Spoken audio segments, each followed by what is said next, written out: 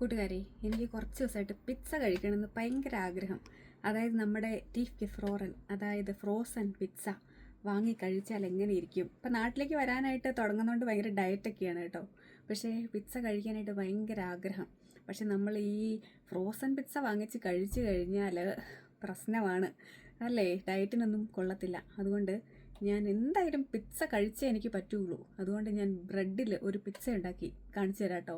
ബ്രെഡിൽ tomato സോസും mozzarella ചീസും മഷ്റൂംസും സലാമിയും ആണ് വെച്ചിട്ടുള്ളത്. പിസ്സ ഫുങ്കി.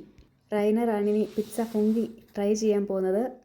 റൈനറിനോട് എത്ര പോയിന്റ് കൊടുക്കുമെന്ന് ചോദിച്ചു നോക്കാം ഈ പിസ്സ ഫുങ്കിക്ക്.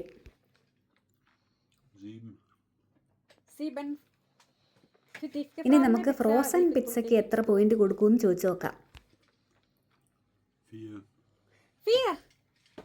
എളുപ്പത്തിലുണ്ടാക്കിയ നമ്മുടെ പിസ്സയ്ക്കാണ് പോയിന്റ് കൂടുതൽ.